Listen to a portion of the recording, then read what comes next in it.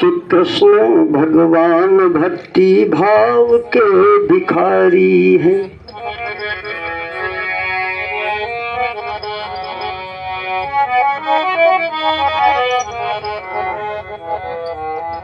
आज आप लोग कथा सुन रहे थे, भगवान कृष्ण ने कैसी कृपा किया। देखिए, कोई कर सकता है ऐसा? माँ के पेट में बच्चे को परेशानी है, गर्भ में जाकर के बच्चे की रक्षा किया और चले गए अपनी द्वारिका।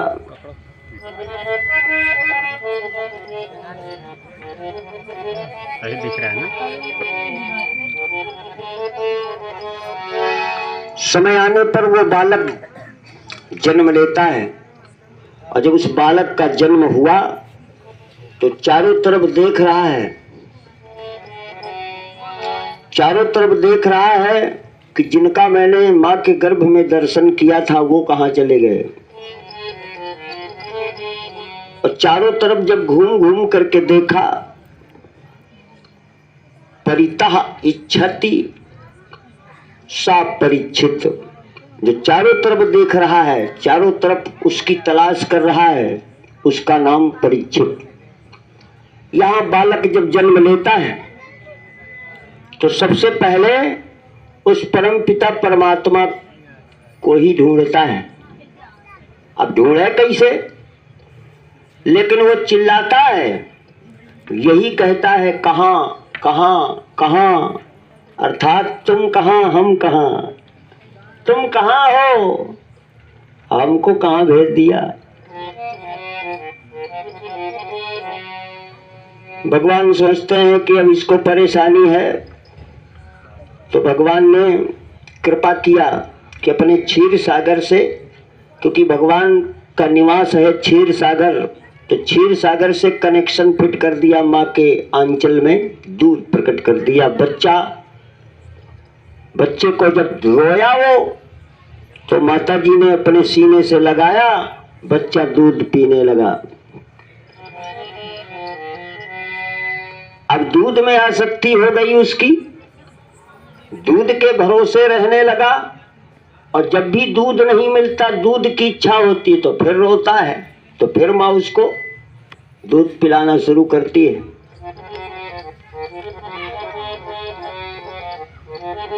काफी समय जब हो जाता है तो भगवान सोचते हैं अब इसको छोटे छोटे दांत दे दिया जाए ताकि ये कुतर कुतर के कुछ खाना खाने लगे, रोटी खाने लगे।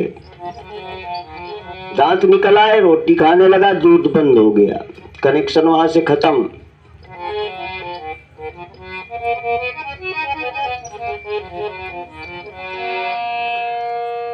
यही सब पूरा इतिहास में है, पूरे ग्रंथों में यही है जो हमारे जीवन में घटना घटती है। परीक्षित चारों तरफ उस परम पिता परमात्मा की खोज कर रहे हैं, कहाँ मिलेगा, कैसे मिलेगा, लेकिन अब कहाँ मिलेंगे, वो तो चले गए।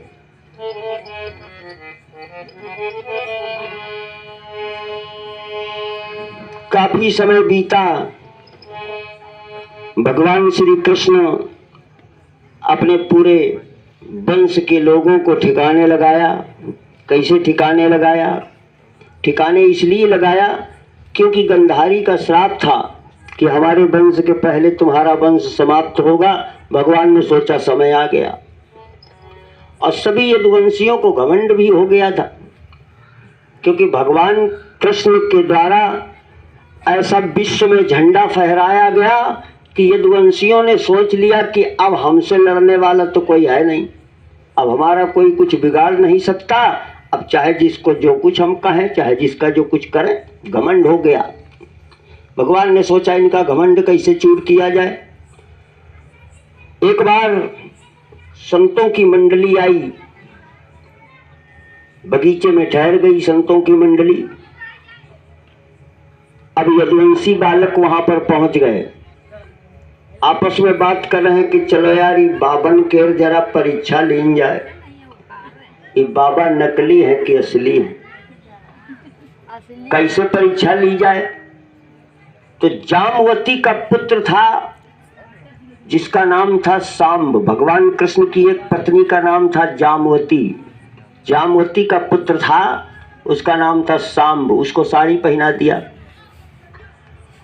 और कड़ाही पेट में बांध दिया।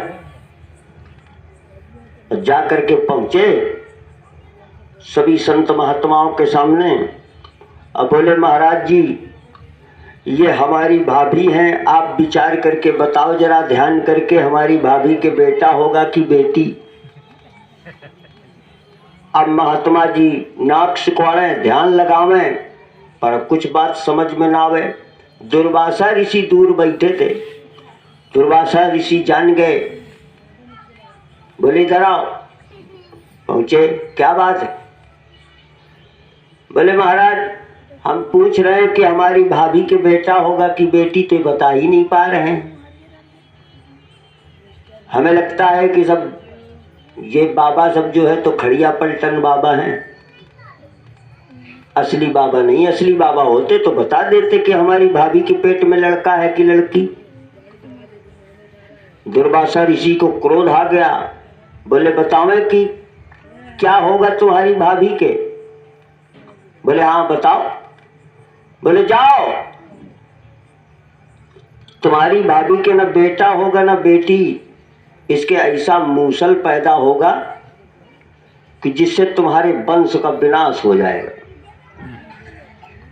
अब घबरा गए सभी बच्चे, वापस लौट करके आए। उग्रसेन से बताया, महाराज ऐसी सी बात हो गई। उग्रसेन महाराज ने कहा तब तो बड़ा गड़बड़ हो गया, ऐसा करो देखो जरा। और जब उस कढ़ाई को देखा तो कढ़ाई की जगह मूसल हो गया था, लोहे का मूसल। अब क्या किया जाए? बोले चलो समुद्र के किनारे इसको रगड़ रगड़ करके समाप्त कर दो मूसल को। जा करके सभी लोगों ने वहां पर रगड़ रगड़ करे उस मूसल को समाप्त कर दिया। थोड़ा सा लोहा बचा तो उसको फेंक दिया। जो रगड़ से लोहा लौह भस्म बनी तो उससे एर नाम की घास पैदा हुई। और जो थोड़ा सा लोहा बचा था उसको एक बहेलिया ले गया तो उसने अपनी तीर में लगा लिया उसी लोहा को।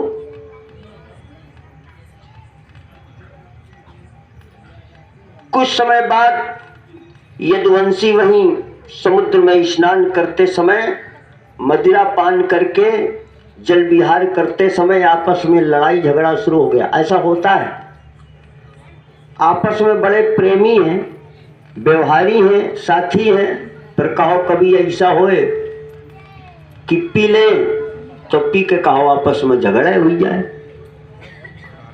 नशे में झगड़ा हो गया तो वही घास उखाड़ उखाड़ करके एक दूसरे के मारने लगे। वो इतनी पैनी नुकीली घास थी, उसको सोच रहे थे घास है, लेकिन वो उनका काल थी।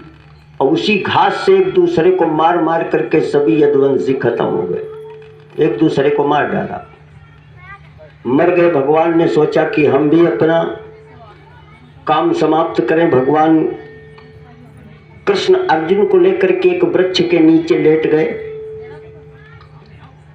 अर्जुन को उपदेश दे रहे हैं भगवान श्री कृष्ण कि अर्जुन अब कलयुग का आगमन होने वाला है, बहुत जल्दी ठीक है करिए, बहुत जल्दी कलयुग का आगमन होने वाला है। इसलिए ऐसा करना है कि आपको हमको अब प्रस्थान करना चाहिए। ये सब बता रहे थे। उसी समय बहेलिये ने मारा तीर, भगवान के पैर का पद्म चमक रहा था। पैर का पद्म चमक रहा था। बहेलिया ने सोचा कि हिरण की आंख है, और हिरण की आंख समझ करके तीर मार दिया।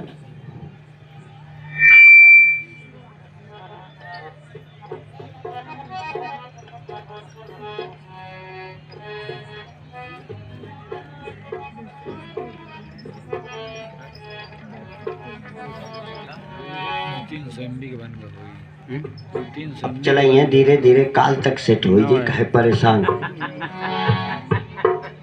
काल बहलिया ने तीर मार दिया वहीं पैर में।